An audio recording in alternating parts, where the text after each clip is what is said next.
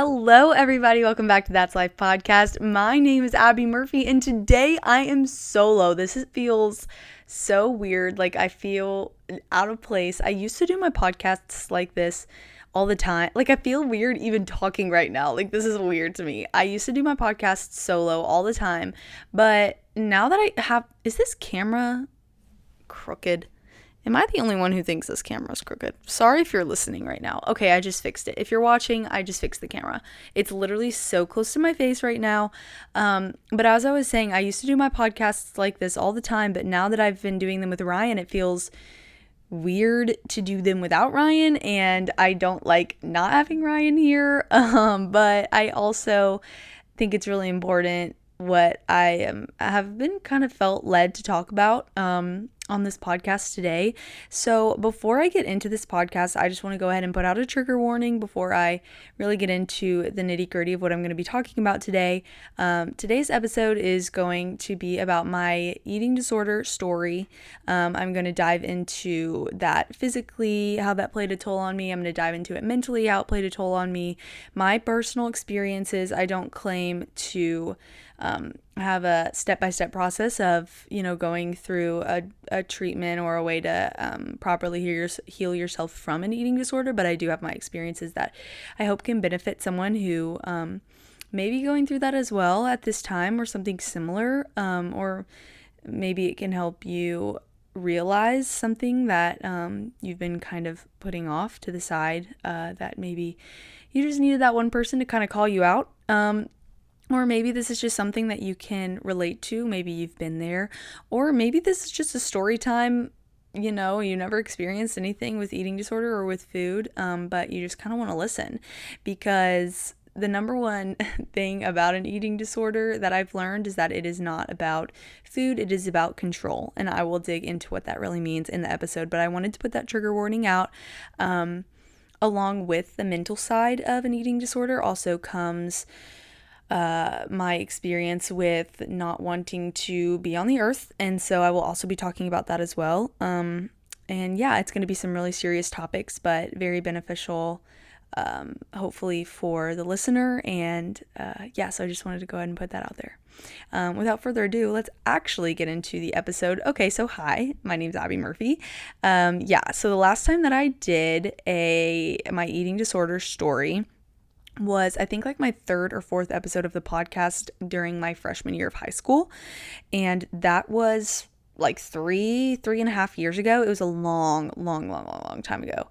And I just recently, I say recently, it's been like 10, 11 weeks now of rebranding the podcast. I've been doing it for 3 years, but just rebranded, and now I am co-hosts with my boyfriend, my awesome, amazing boyfriend, Ryan Luckett. I love him so much. So we kind of had more growth once he joined the podcast, which is all glory to God. So grateful for that. But yeah, this is how I used to do things. I'm going back to my roots, people. This is what it used to be. And it's weird, like, it's just me. I don't have someone to like bounce things off of, and I forget that this is what I used to do like all the time. So bear with me as I try to like refocus myself and like kind of feel through, you haven't talked for an hour to yourself in a long time. You're kind of out of the routine of it. But I'm really excited, and hopefully I don't say a lot.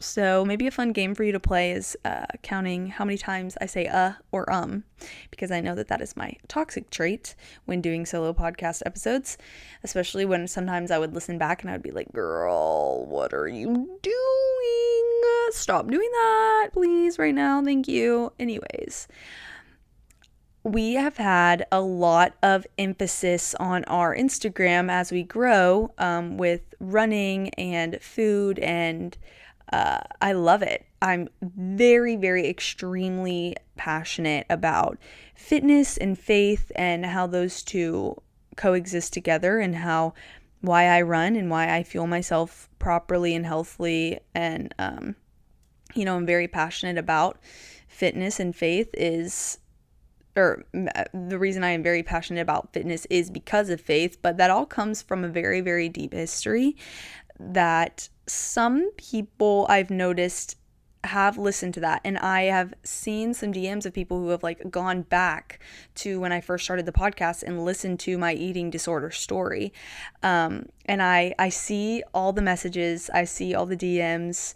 Sadly, we can't answer all of them, but I do see what you say, and I read it, and Ryan and I talk about it, and it's truly so inspiring hearing people want to better themselves or open up about how they've struggled with personal food things as well, or exercise addiction, which I'll also get into, just all of it. And it had been playing on my mind a lot to talk about it because I hadn't talked about it in 3 years, and we have a lot of new listeners. And so Ryan and I took this weekend. Usually we film during the weekends, and we just kept feeling like the podcast isn't our full-time job or anything.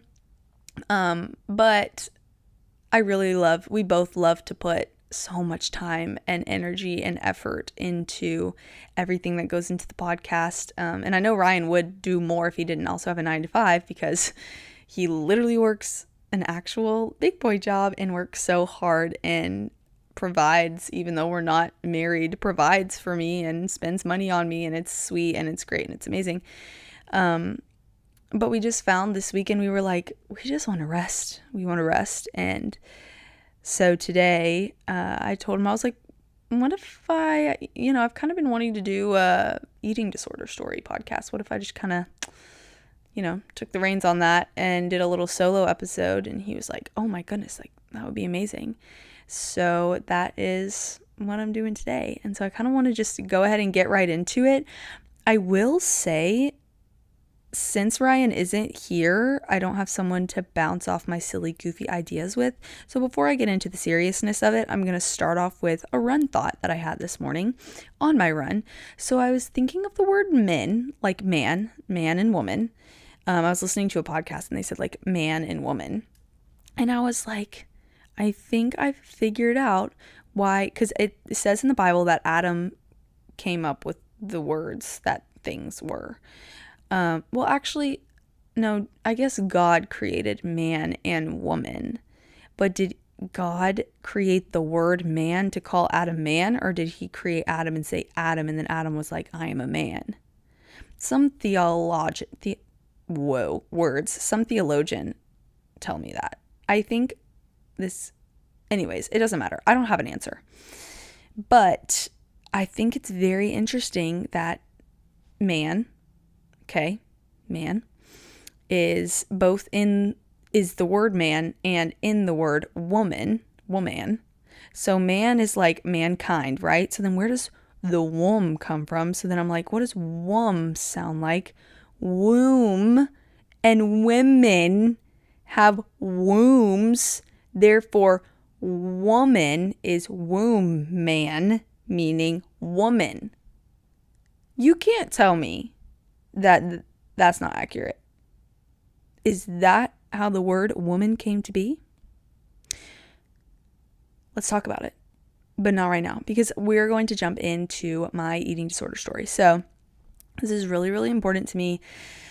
It is my passion to talk about and help people who have also gone through this. And the Lord has orchestrated so many relationships in my life that the reason and again, he doesn't have to show me any sort of, this is why you went through this, but he's such a good God that he has allowed me to meet people who have also struggled with this, or I'm cross paths with them during their struggle of disorderly thinking around food, body image, working out, exercise, and being able to pull from my experiences and help others, and vice versa, having people and mentors pour into me when I relapsed or when I struggle, or still to this day I'm trying to figure out how to eat properly and fuel myself properly. It's the goodness of God is so prevalent in everyone's stories, and I'm so grateful to have an experience where the Lord used such pain and such sorrow for such goodness. And I'm just grateful to be a part of his army and a part of the kingdom of heaven. And yeah. So where I'm at today, I want to go ahead and just start off with where I'm at today before I dig into the past. I am suffering a lot of consequences today of how my past was.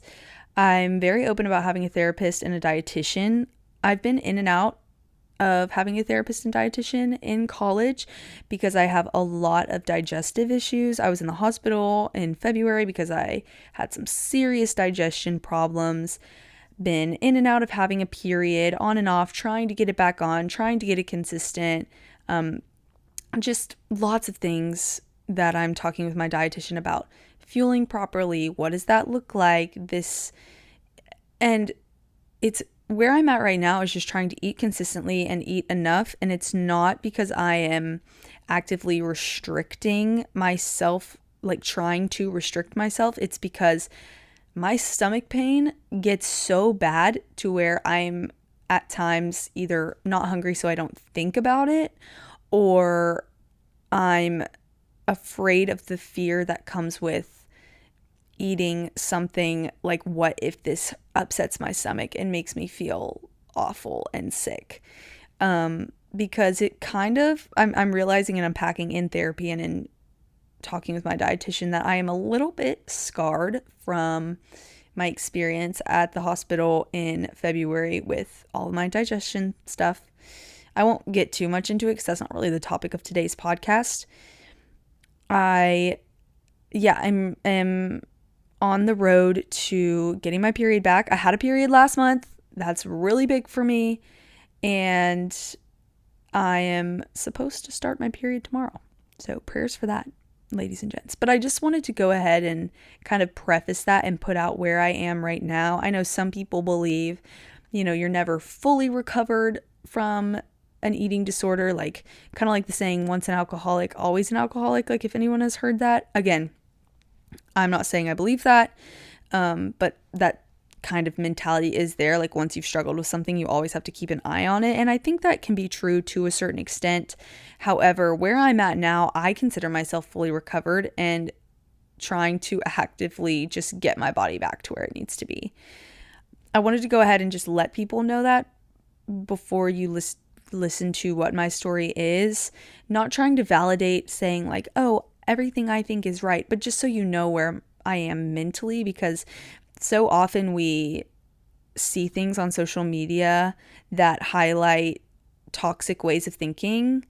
And mentally, I believe this is one of the strongest places I've ever been in, involving food and exercise, and also as like aware of my body as I've ever been, and being truthful with myself and saying, you're restricting here right now, and that isn't healthy, all the way to, wow, you did really good today. Like, you followed the plan of fueling yourself properly, and good for you, girl, because that's what you want. And, oh, you accidentally skipped a meal today, which I never thought I was going to be someone who forgot about food so much that they would accidentally skip a meal.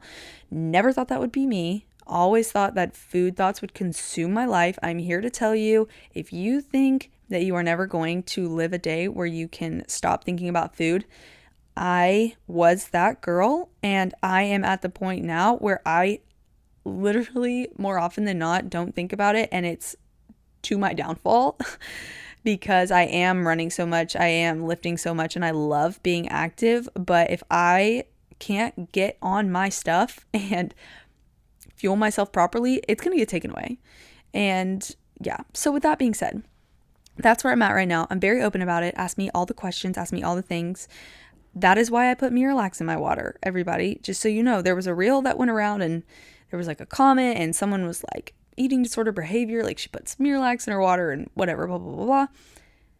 Those are very valid thoughts, because there's not, like, I can't put in a 1-minute reel, this is why I take Miralax, because I was in the hospital and the doctor diagnosed me to have Miralax and put me on this for a month, and I have to have a certain amount. Like, I'm not going to do that. No one wants to hear about my laxatives that I'm taking. But now, if you are a podcast listener and a reel watcher on Instagram, or watch the TikToks, YouTube, wherever you see our content, now you know. I've got some stuff I'm working on, people. But yeah, I'm very open about it. Love talking about it. And now let's go back in the past. So, little fifth grade Abby.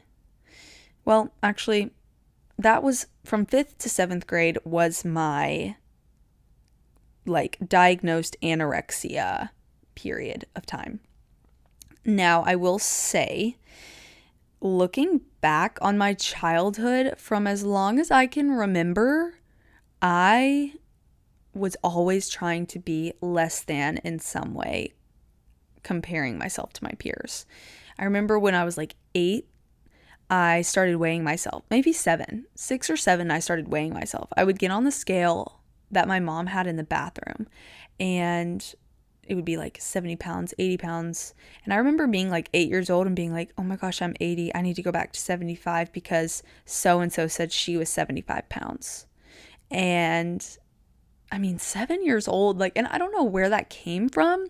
I remember having a phase when I was, like 7, 8, 9, where I would take pictures with the other girls, and I was always a little taller.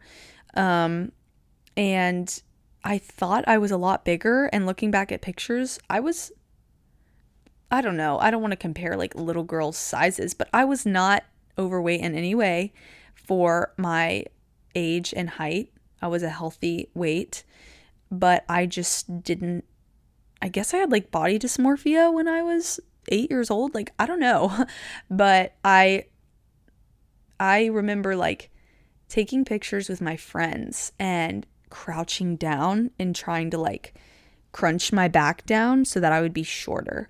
I remember sitting on the swing outside of my house that I'm living in today and looking at my thighs and being upset that my thighs got bigger when I sat down. Oh my gosh, I literally forgot about that. It like literally just came back to me. I remember that. I remember taking my hands on either side of my leg, sitting down and putting a hand on one side, a hand on the other, and then standing up and keeping my hands in the same place and seeing like the distance. That is insane to me. I remember that. Oh my goodness. Sorry, I just like completely blocked out that memory, and it just came back, and I like said it, and then I recalled it and like actually remembered it. Wow, that's wild.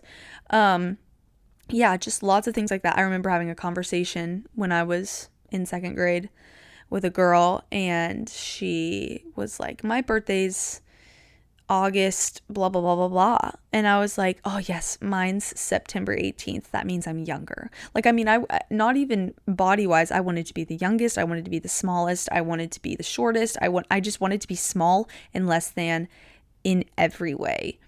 I don't know where that stemmed from. I've done dance my whole life.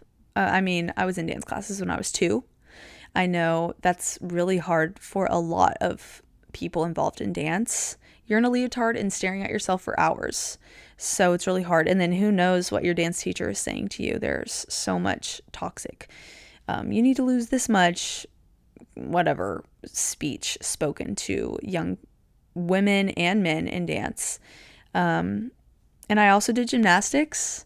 I know that can kind of play into a lot of it, especially because in gymnastics you do want to be small.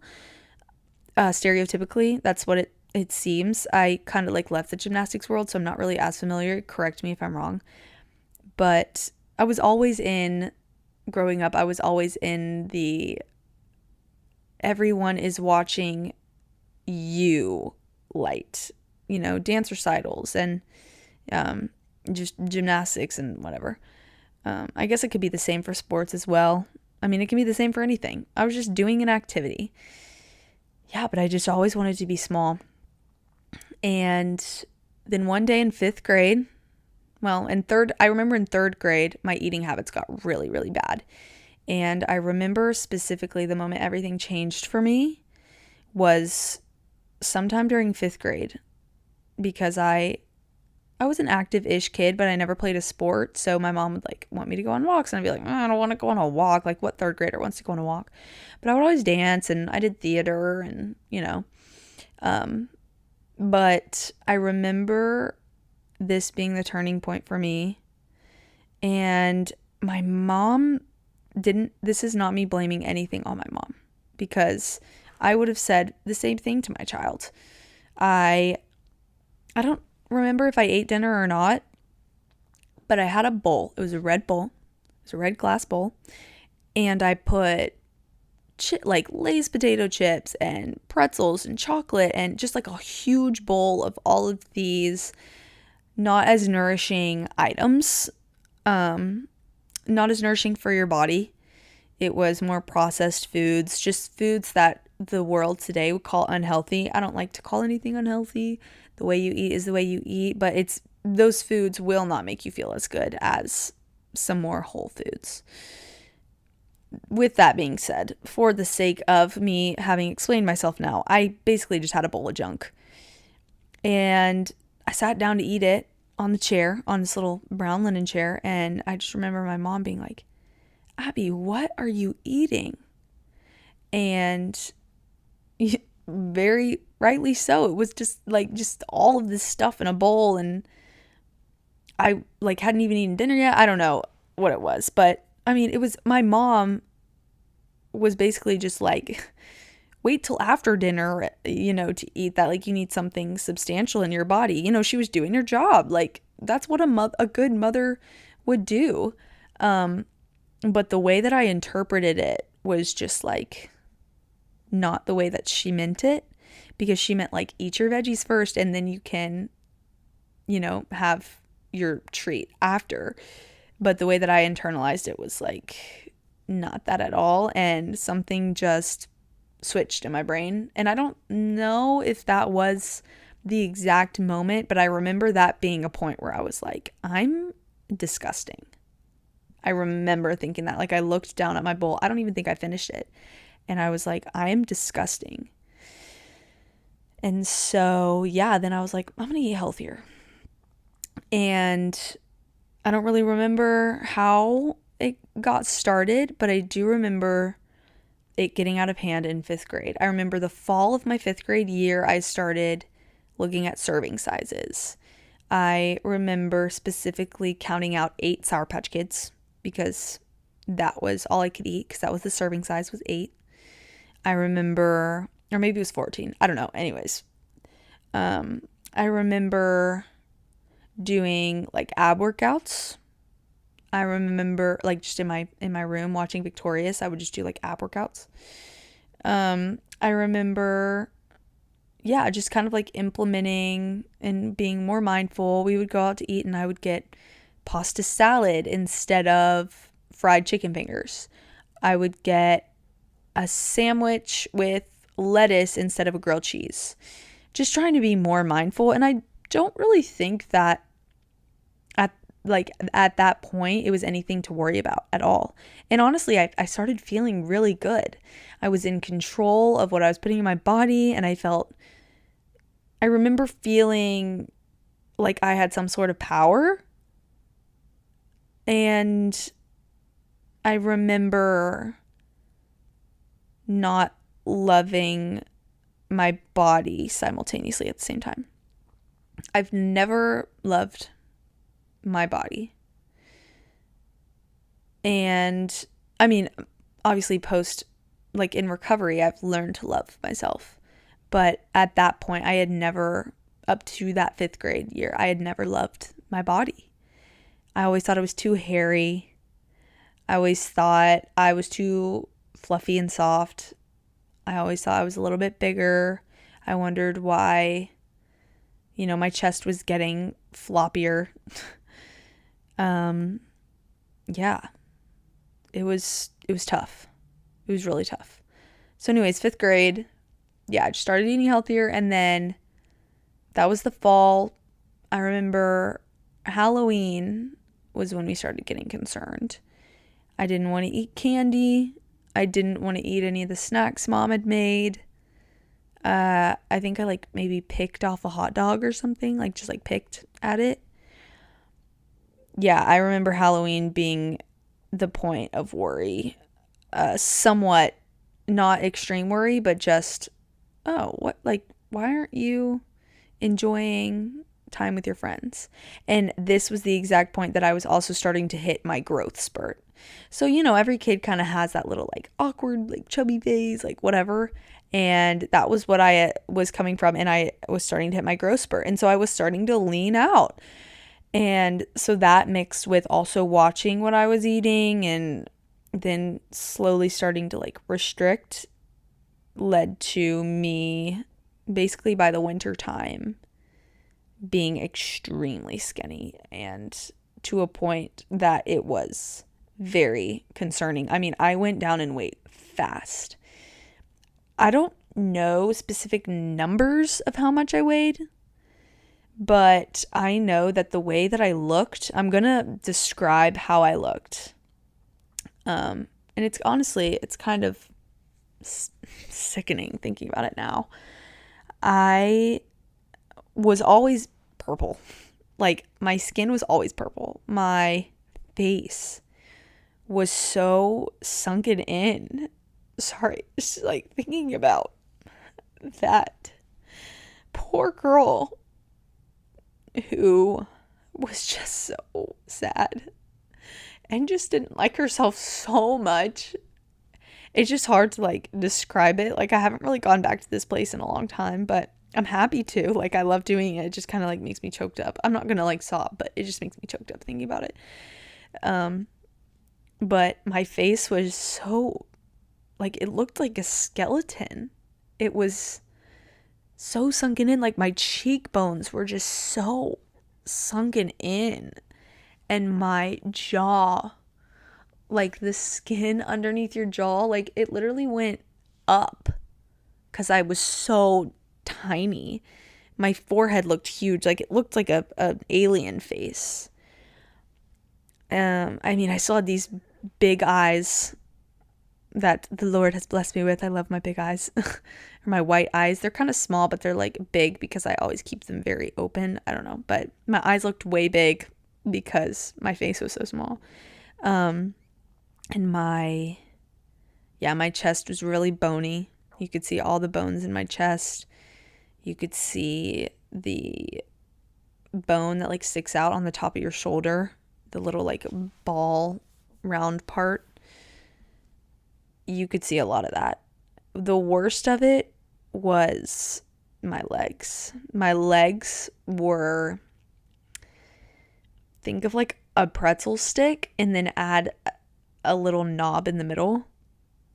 Like, my legs were tiny. When I tell you tiny, like it would be like size 00 leggings being baggy tiny. That's how tiny my legs were.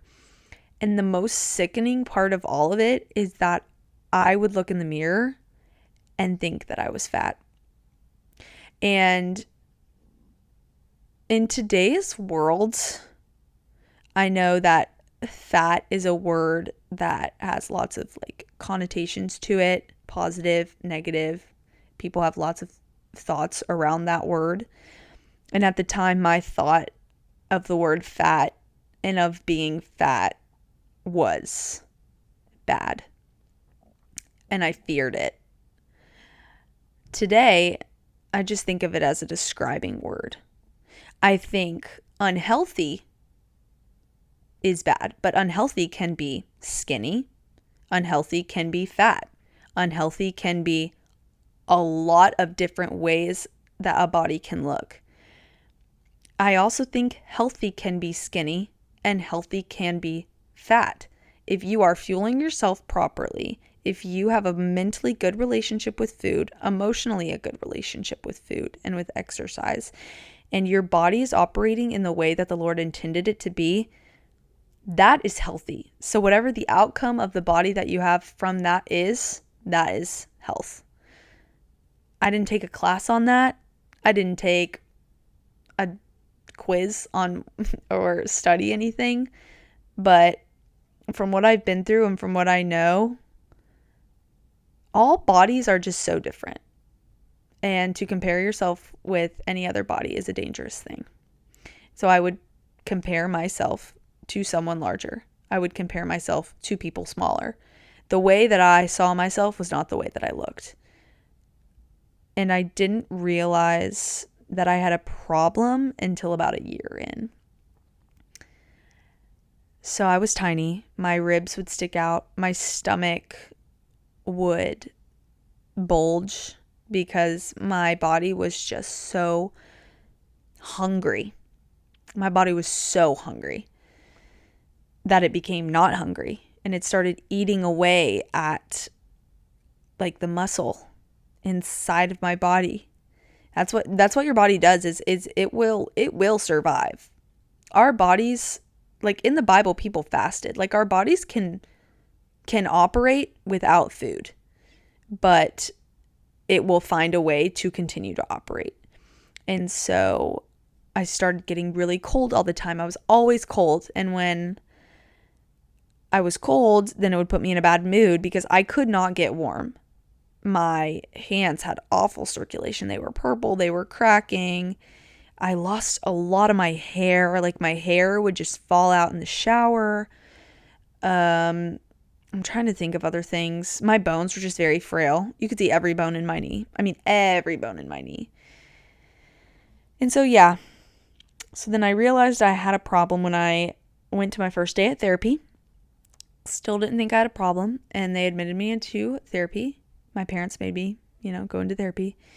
And I hated it.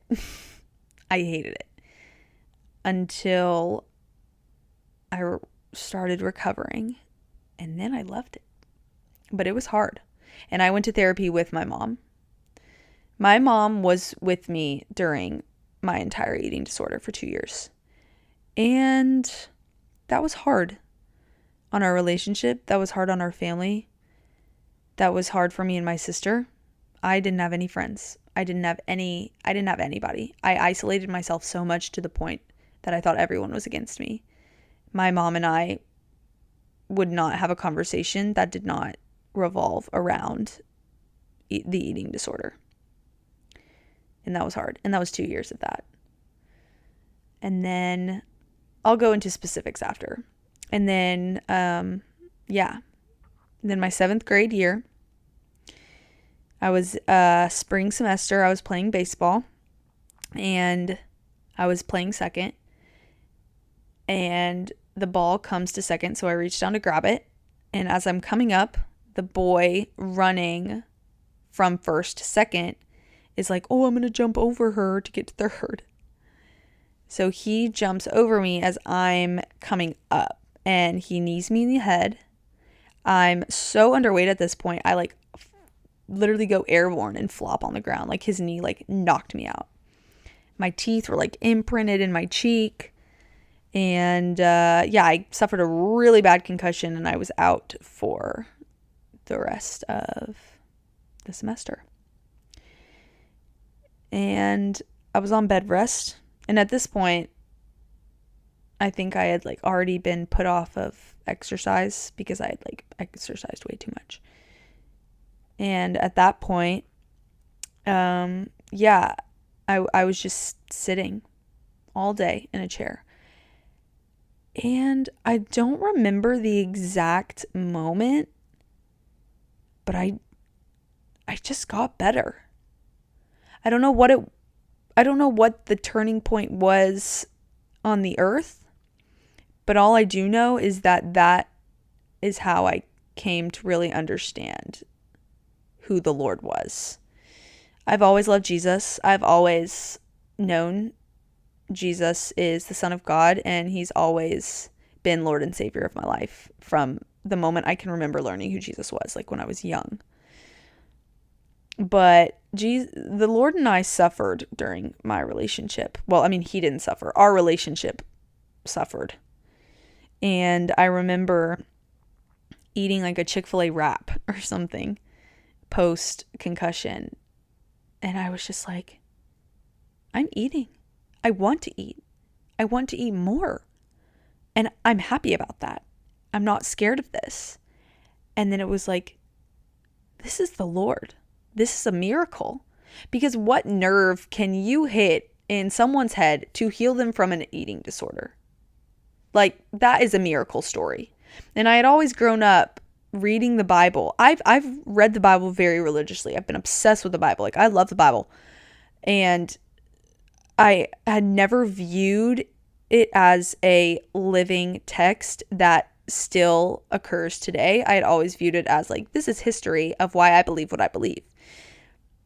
And I feel like that was the Lord being like, listen, I still perform miracles today. Like, if I need to knock some sense into you, I will.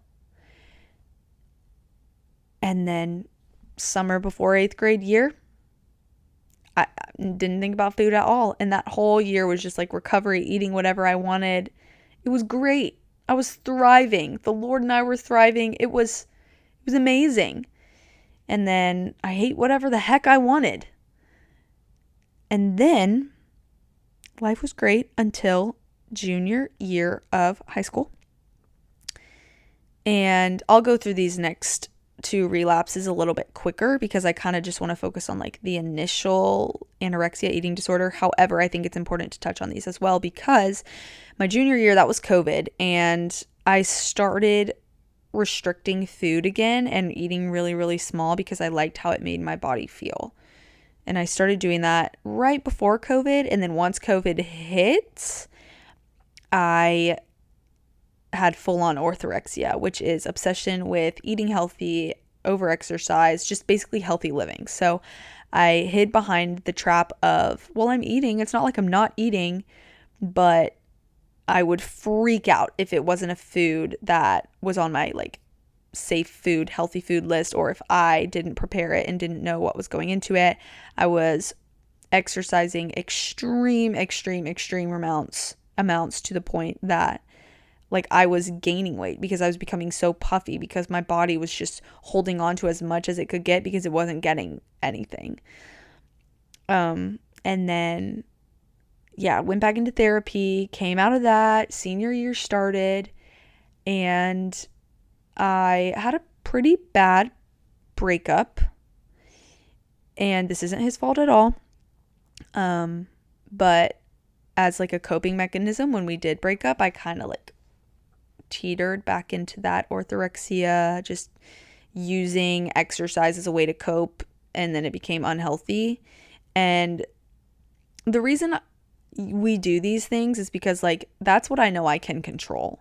And instead of going to the Lord, who will never fail me, and taking my problems to him and turning to him, I tried to fill a void myself by exercising because I know I can control that.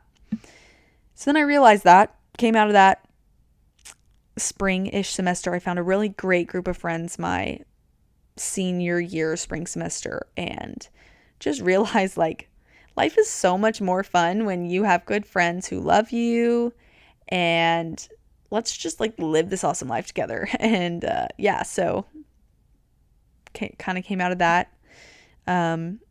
And then I went to college, and my freshman year of college was horrible. And I had anorexia and orthorexia tools that I latched onto and took to that freshman year, first semester of college with me because I felt so out of control. I was not in my element. You know, I was the theater girl. And then I went to a theater school where everyone was the theater girl. So who am I now? Oh, you're Abby Murphy. You like to run, right? Oh, yeah, so I'm the runner. So now I have to live up to this expectation that I'm a runner. Okay, so then I'm a runner. So, oh, shoot, I'm really, really busy. I don't think I have time to eat today. Oh, I don't think I have time to eat tomorrow. Oh, I blah, blah, blah, blah, blah. Oh, I feel fine whenever I don't eat. Oh, I actually like this feeling. Oh, now I'm losing weight. Oh, now I kind of like how that looks. Oh, now I am losing control and I can't go a day where I don't run, walk, and skip a meal. Oh, now I'm losing even more control because, it feels nice when you start because you control it, but then there's a point where it controls you if you abuse that. And it's hard. And none of my friends knew that I was going through it. I feel so bad because my freshman year roommate and I have talked about this, but I completely shut her out. I shut out my sweet mates. I was not well. I was not well. And I hated school. I just hated all of it. I was so severely depressed. I was so depressed. And the only way I knew how to cope was from what I knew, which was, when you're depressed, you don't really like yourself. And, my thought was like, well, if I don't like myself, then I'm just going to cause myself pain. And that pain is going to be through hunger, and it's going to be, I don't know why the brain does these things.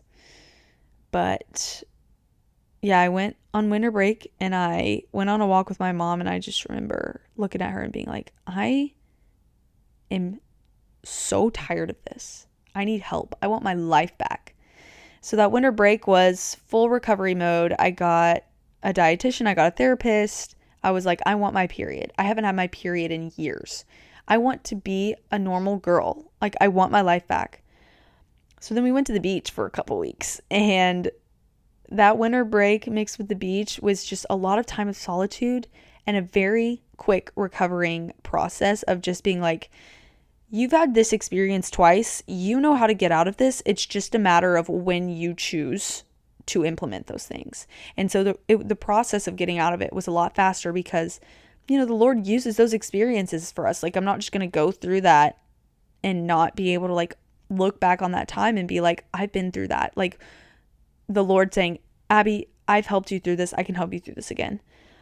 So it was a very quick turnaround, and I went back that spring semester of college and thrived.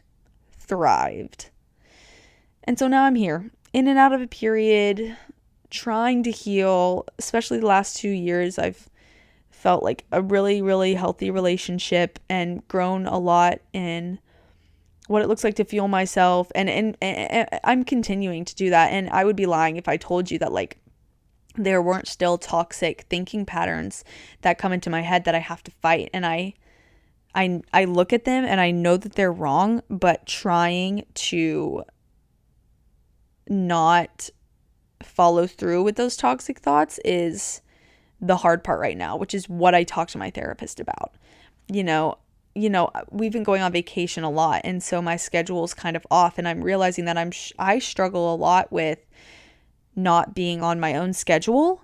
And so, I've noticed when I'm on vacation, it's like, okay, well, I don't really know when everybody else is going to want to eat. And so like, I don't really know when I'm supposed to eat. So I'm just going to wait, even though I'm hungry, because I don't know when everybody else is going to eat. And I want to be hungry when they're hungry.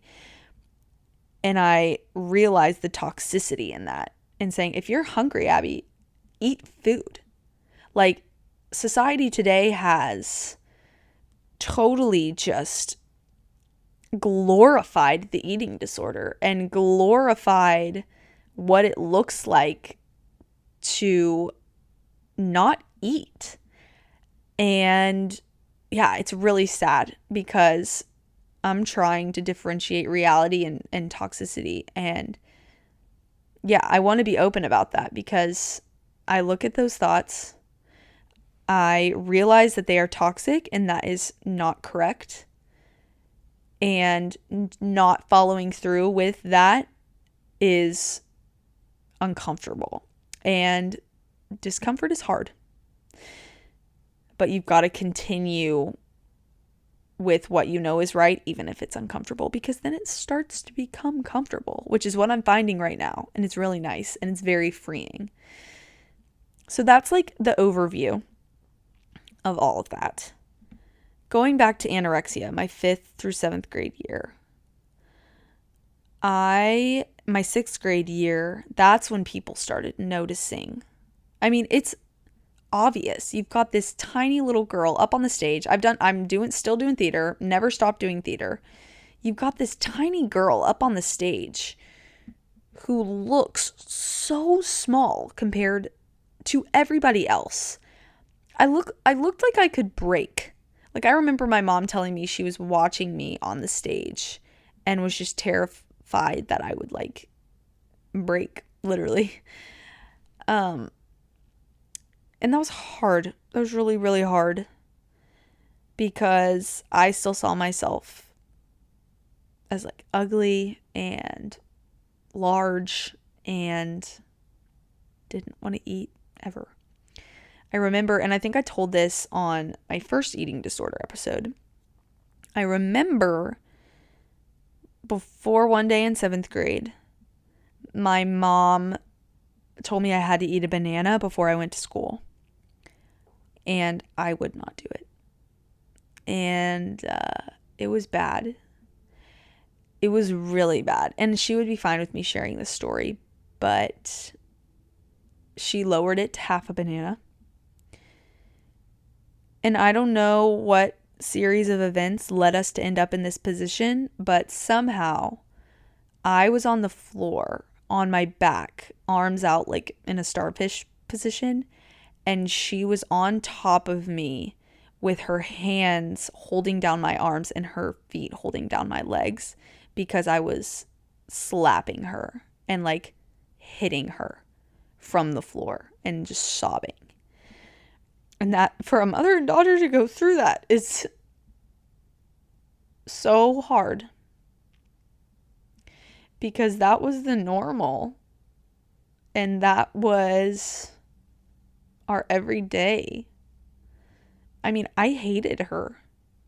I hated God.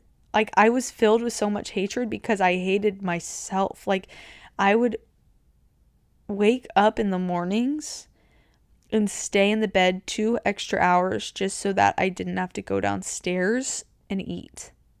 And I would just lay there, miss out on 2 hours of life because I was hiding from food, like a piece of bread. I was scared of a piece of bread.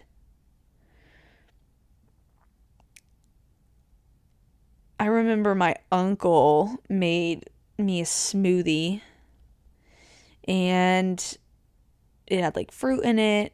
And at this point, like, we didn't really tell anyone.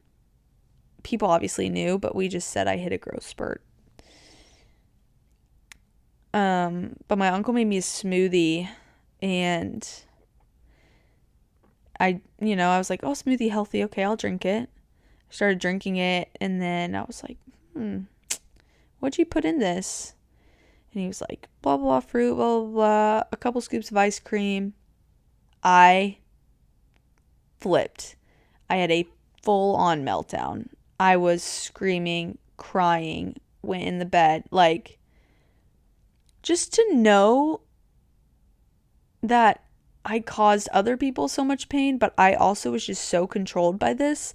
Like, I feel like a lot of people that don't come from this world don't really understand that it's not just a matter of, like, just eat. It is not, you're not trying to not feed yourself. It's a mental disorder. It turned me into someone that I wasn't.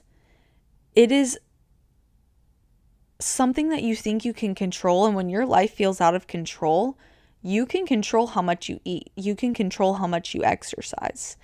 The eating disorder is not, well, don't hear what I'm not saying. I mean, you are not eating, but it's a control thing. It's an addiction to a feeling. It's something, it's basically slowly killing yourself. And that, I say that fully believing that statement. I am starving myself, and to a certain point, my body's going to stop working. And that is a form of slowly killing yourself. It's a slow pain. I remember laying in bed, and this is, again, why I put the trigger warning in here, but I remember laying in bed in the mornings and waking up and being like, I don't want to be here anymore. Like, I don't. This is too hard. I remember sitting in my parents' bed. I started sleeping with my parents at that time. I don't know why, but I just did. And I remember sitting in my bed and sitting on my mom's side of the bed. And I sat straight up. It was just me in the bed. And I talked to God in my head. And I was like, why are you doing this to me? Like, why are you putting me through this? This is horrible. Like, do you hate me? I'd become so distant from the Lord. One time during my 7th grade year, I had to study for biology. And I went in the guest room and I studied. And man, it was so hard. Sorry. I just got a flash of my mom came in. I'll tell the story, but after what this happened, my mom came in and I remember so much from this time in my life, but I was laying on the bed just exhausted because I had just had a meltdown panic attack, and I just remember her rubbing my head and me just being like, I'm so tired. I was so tired. And I remember her looking down at me and just comforting me, and I was so awful to her. She still sat with me in that time and rubbed my head and just sat with me and loved me, even though I was horrible. I was so horrible to her, and I was so rude. It made her life so hard.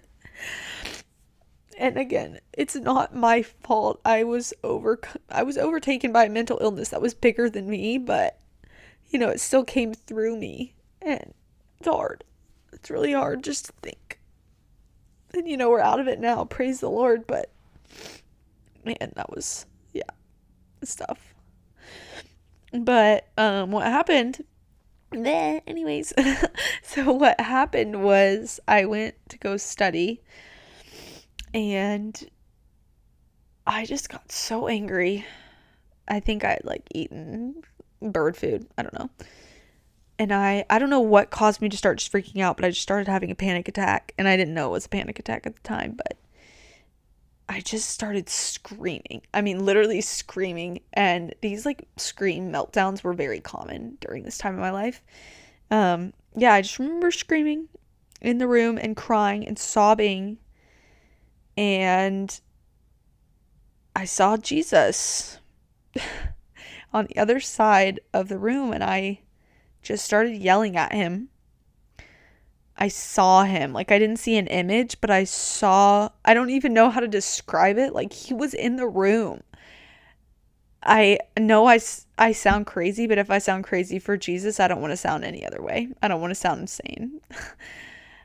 Because I know he was in that room with me. And I was just yelling at him. And I don't remember what, but I remember feeling him there. My body was tingling, he was in the room.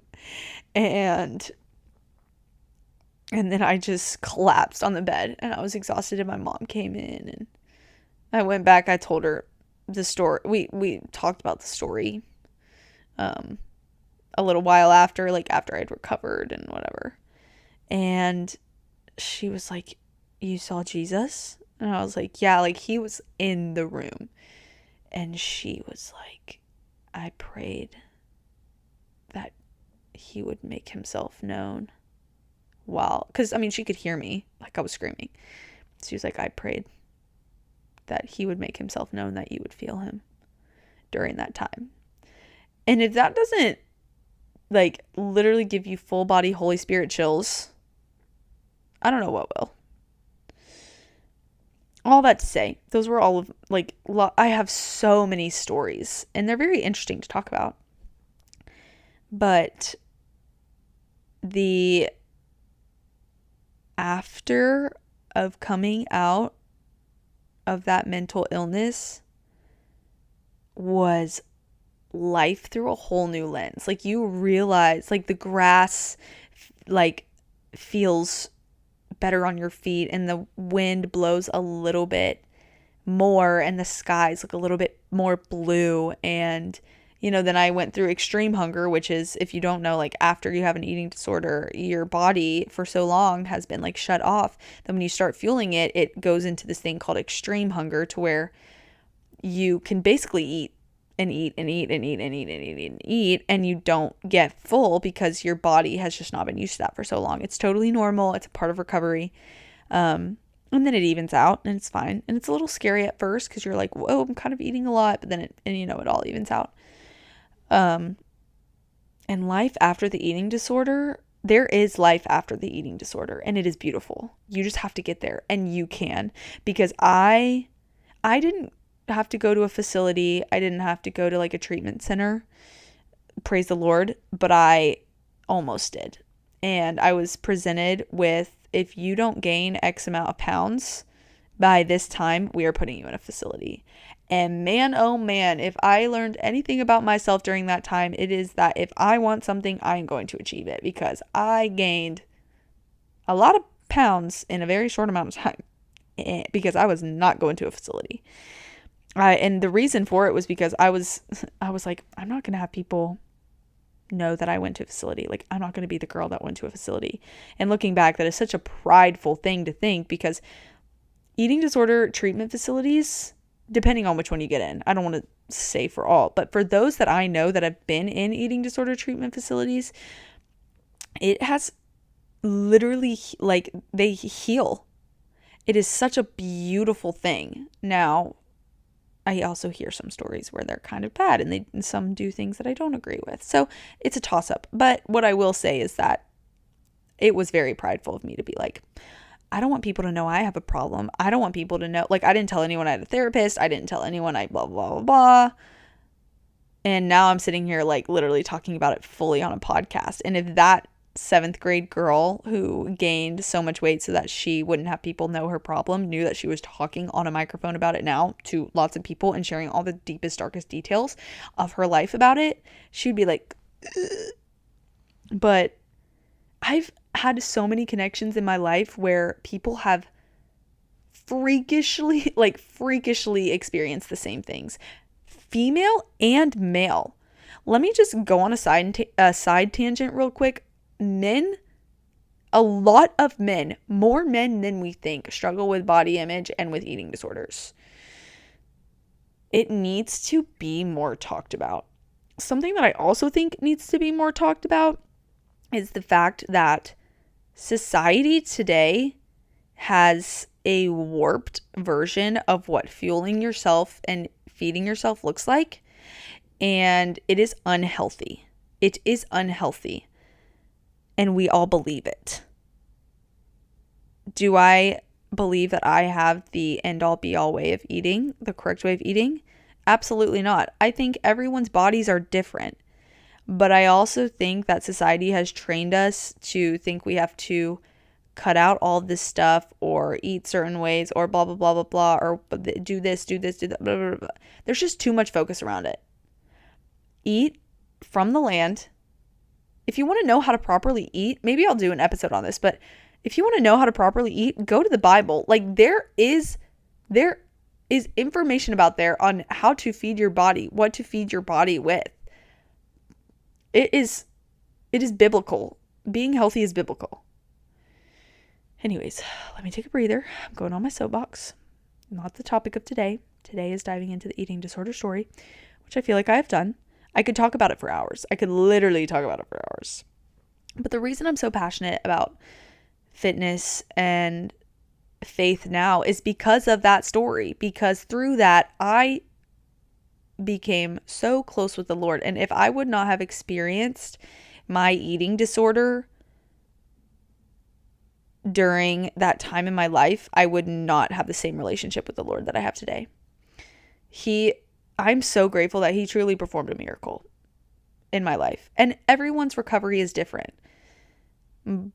But the Lord, and I don't want to over spiritualize things either. Like, I got healthy because I started eating, like I did eat and then I got healthy. Then my brain healed, my stomach healed. Yes. But you cannot deny you can't deny my personal experience. And I got knocked in the head, and then I didn't struggle with eating food. If that is not the Lord, I don't know what is. If you don't believe in my Jesus and my God, I'm not going to sit here and condemn you, but I am going to say from my story, that is a power that is powerful. So I would seriously consider looking into who Jesus is, because when he comes back, it's going to be terrifying in the best way.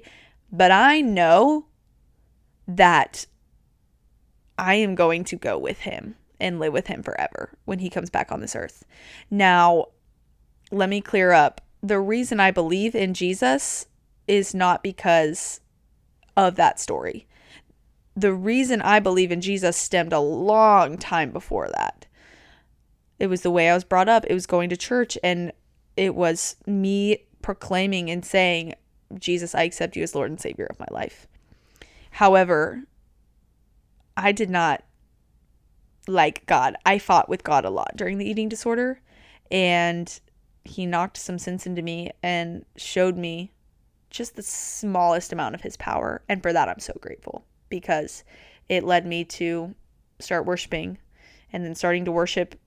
I worshiped at a different church, and then now I'm employed at that church, and I have a podcast where I talk about him all the time, and it's so life-giving and so amazing, and I'm so blessed to be able to do it. I don't deserve it at all, but I truly believe that the experiences that I've had in this life have shaped me to be able to be here today. And without that, those hard times that were so hard, I didn't think I was going to get out of it, and didn't want to get out of it. I wanted to stay there and just disappear. And I say this to encourage others, not to brag. But we are called to boast in the Lord. The Bible says boast in the Lord. Like, I am made righteous because of him. And I get to live each day, whether good or bad, whether hard or easy, knowing that the Lord is with me. He is in me. And so even when I feel like I don't really like myself today, and those thoughts are not as extreme as when I was younger, but I love myself. I really do love myself, and I love my body. But there are some days still that I struggle, and I'm like, I don't like the way my body looks today. And then I just have to keep my chin up and say, the Lord created me in his image. Move on. Get out of the mirror. Go. I've really found a passion with running. I've really found a passion with fueling myself with lifting. I've found a passion with eating properly. But if all of that isn't rooted in my faith, and I don't start with prayer or with the word or with the Bible, it will overtake me. It will. And it'll become unhealthy. And sadly, I have to suffer the consequences of my previous actions, but that's way better than still living in the prison of the eating disorder. I feel like I could go on forever and ever and ever. If you want a part 2 to this episode, or me to talk about this topic with Ryan and see kind of like his thoughts on it as an outsider, as someone who is hearing the story, or if you want me to invite my mom on the podcast, I mean, she was with me. So she was with me every step of the way. I was basically under surveillance with her. I mean, she was with me every step of the way.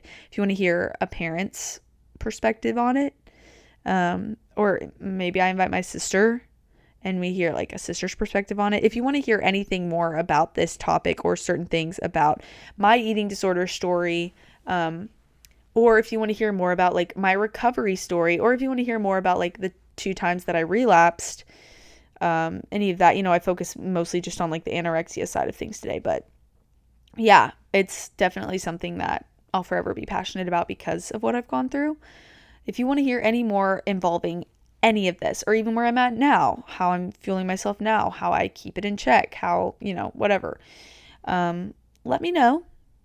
Whether it be on the DMs on the Instagram at That's Life Poddy, PODDY, on the YouTube, if you're watching this, comment some questions that you have. On the Spotify, if you're listening, you can, ask the questions in the little question thingy below.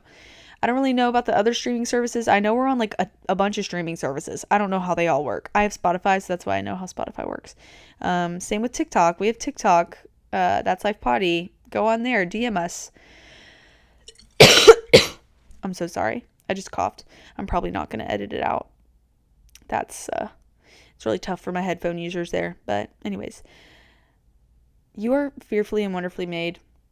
No matter what you're going through, have gone through, or will go through, know that I am rooting for you. You are supposed to be on this earth. You will get through it. You will. You may not feel like it, but you will.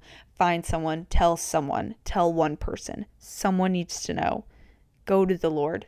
Whether you're angry with him or whether you're happy with him, he wants you for you. He doesn't want a polished version of you. I love you. Jesus loves you. Reach out to someone you love. If you need help, you know where to go. That's life.